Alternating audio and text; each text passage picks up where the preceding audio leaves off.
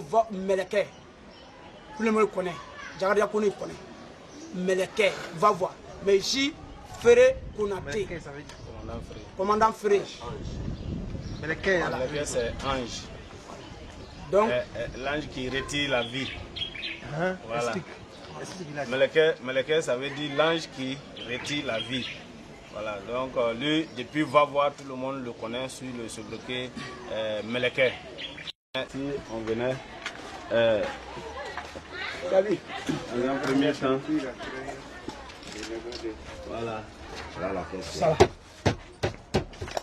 On mettait les treillis et puis on mettait les treillis et les rangers.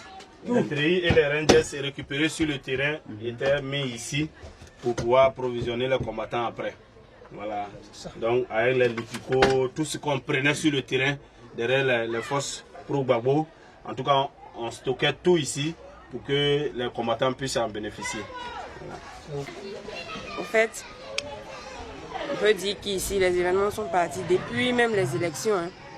Parce que le jour des élections, quand on avait la pression, comme quoi les gens venaient pour dérober les urnes, depuis ce temps, les jeunes sont restés en haleine dans le quartier. Tous les petits carrefours étaient barricadés. Il y avait les barrages de fortune qui étaient mis sur pied. Vous n'avez qu'à dire au président Alassane Dramane Ouattara, ce sont les commandants Ferré qui ont libéré Gbagbo, tué Gbagbo même. Okay. Vous avez compris?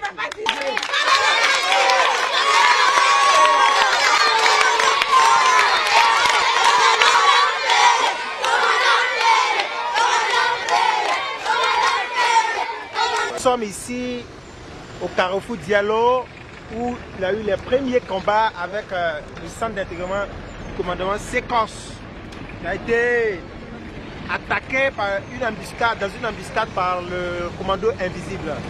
Et comment les combats se sont déroulés, le commandant Ferré explique. Bon, ici là,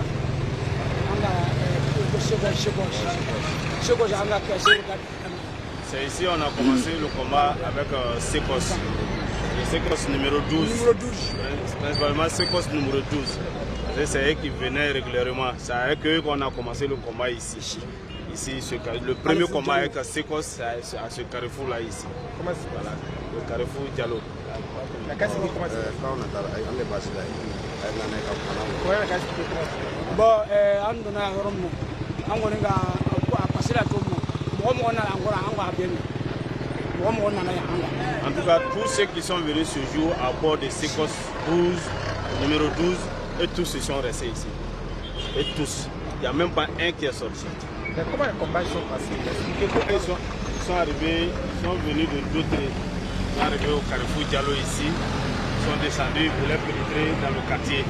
Et donc, on a reçu des appels anonymes pour dire qu'il y a la présence de Sécos dans le quartier et qui tentent même à investir le quartier. Donc c'est ainsi que les éléments, les combattants sont sortis de gauche à droite pour venir les contrer. Et c'est sur ce lieu que tous se sont restés ici. Ils n'ont pas pu rentrer dans le quartier encore. Il y avait combien d'éléments? Bon, à bord, il y avait à peu près 12 éléments. Et vous avez attaqué avec quel gendarme? Vous avez quel gendarme? Nous avions que Kalash, les couteaux et autres. Tout. Les armes blanches avec quelques Kalash. Et les pro-Gbagbo, les forces de Gbagbo nous apercevaient depuis le carrefour Agripac, où ils disaient qu'ils aperçoivent des jeunes sur le pont qui ne bougeaient même pas de leur position. Donc, et pour eux, on protégeait quelque chose sur le pont. Donc on ne voulait pas bouger de notre position. On était sur le pont ici et ils étaient au carrefour Agripac. Carrefour Agripac, on se regardait. Voilà, donc... Puis il y a eu des échanges de tirs, où un colonel de l'armée est tombé là. C'est ici. Voilà. Un colonel de l'armée de Gbagbo est tombé ici. Et ils ont récupéré le corps rapidement. Ils ont C'est ici que s'est passé les grands combats entre forces pro-Gbagbo et commando invisible. Comment les combats se sont déroulés en ce lieu? Le commandant Ferré explique. Les gens, les forces de Gbagbo venaient de la création d'Abobo. venait toujours de la direction d'Abobo. Donc, c'est pas ça? Après, à côté. Et quand ils venaient, on se fourrait, on se camouflait sur les côtés des deux routes. Voilà. Donc,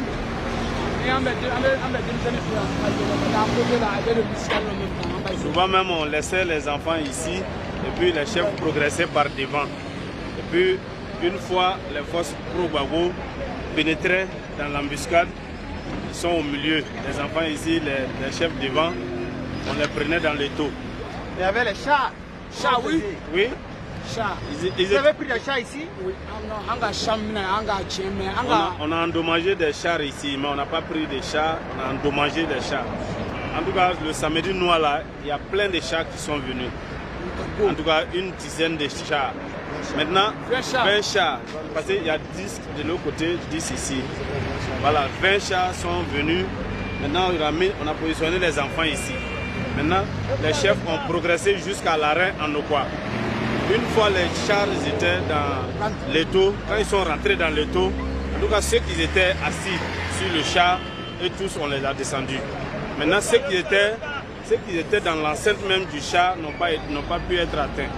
En tout cas, c'est eux qui ont pris les chars pour partir. En tout cas, tous ceux qui étaient par-dessus, et tous ils ont été atteints. C'est comme ça qu'ils ont replié. En tout cas, tous ceux qu'on faisait prisonniers du côté des forces Gbagbo, tous ceux qu'on faisait prisonniers, on les amenait ici. Et en tout cas, ce qui se passe, se passe. Voilà. Donc ici, tous les soldats se cachaient ici. Ils se cachaient ici. Et quand on voit que les troupes de Gbagbo se sont attroupées au carrefour d'Agripac, on sortait pour les attaquer. Voilà. C'est ainsi que on faisait des victimes, plein de victimes par Et puis moi, couteau seulement. Donc ici, ça. On n'a pas été approvisionné en armes.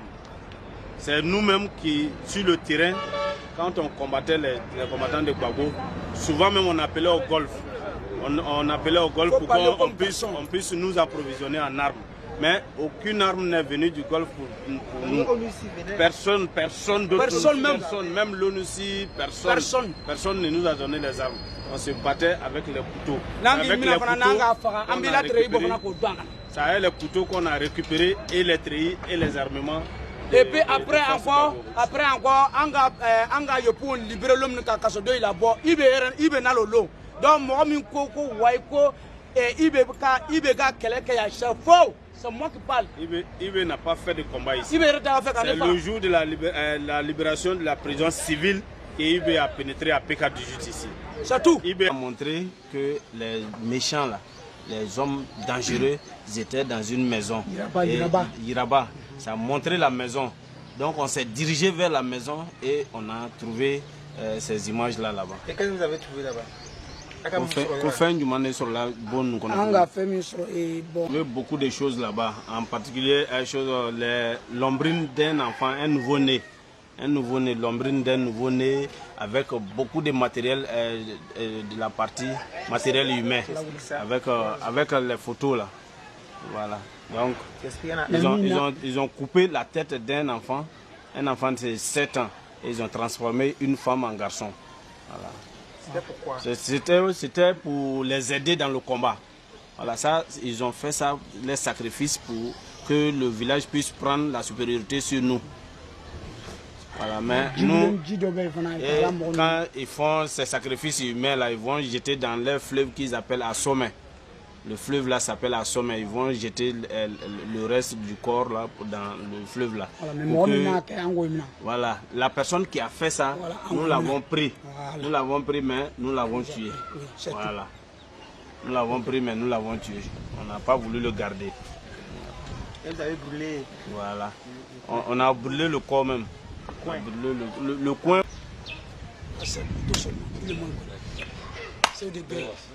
Le commandant, en tout cas, tous les chefs de guerre d'Abobo savent que le commandant Fré n'avait que son arme blanche, en particulier le couteau pour égorger seulement. En tout cas, lui, son arme principale, c'est ça.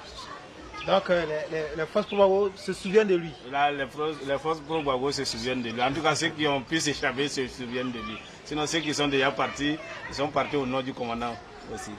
Donc, ils ont été égorgés, ils sont partis. Okay.